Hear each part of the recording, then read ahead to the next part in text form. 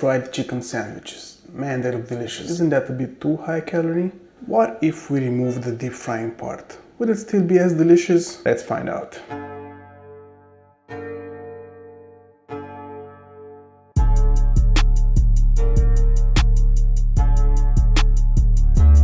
So let's start with the start of the show, the crispy fried chicken.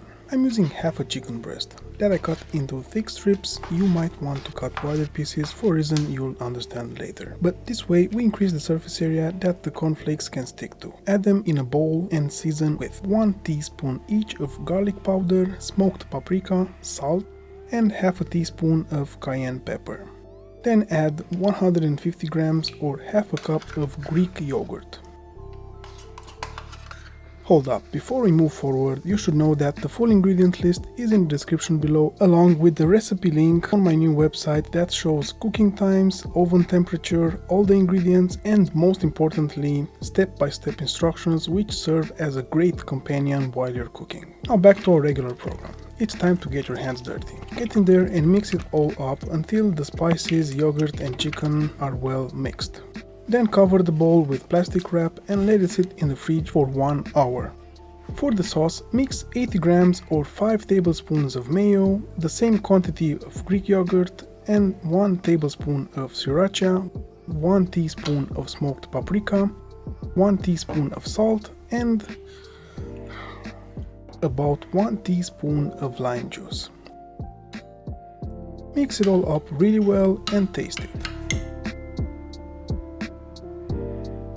I ended up adding more lime juice.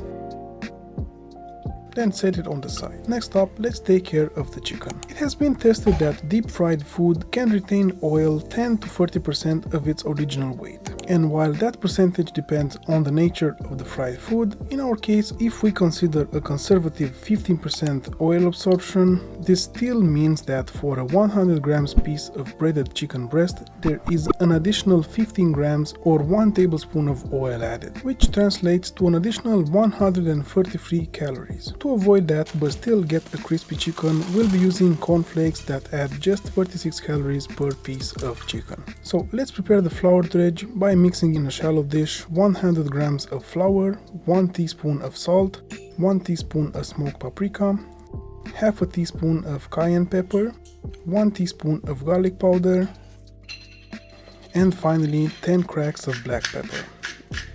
Then mix it all together. In a separate shallow dish, add 100 grams of cornflakes and using your hand or a rolling pin, crush them in smaller pieces. Just be careful not to turn them into dust. In a third and final shallow dish, crack 2 eggs, add salt and pepper, then whisk them well.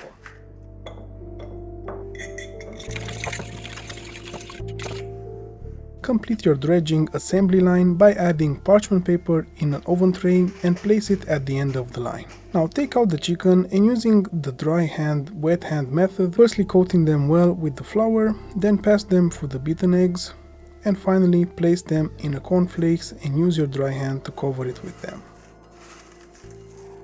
Place it in the oven tray and repeat these steps until all the chicken is coated.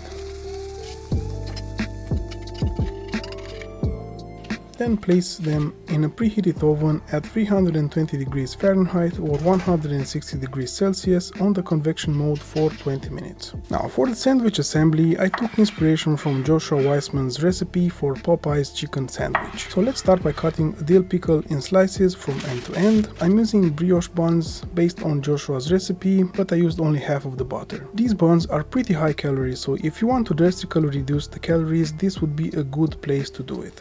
But I find them a cornerstone of this fried chicken sandwich, so I'm keeping them. Now you can't really use buns without toasting them beforehand, so cut them in half, and for the fat needed for toasting, butter is usually used, but I prefer mayo for one simple reason.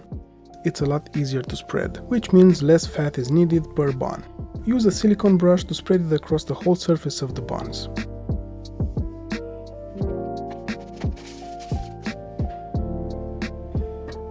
Then toast them in a medium heated pan until they look like this.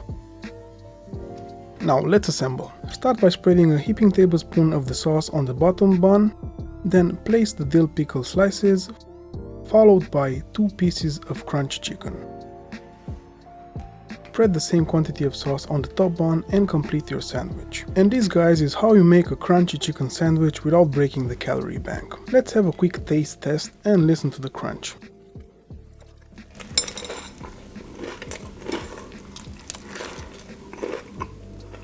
My bite ended up splitting the two chicken pieces in two. That's why I was saying in the beginning that you might want to use a wider piece. Now this sandwich clocks in as 659 calories, which might seem like a lot, but it's still 30% less calories than a regular deep-fried full mayo sauce chicken sandwich.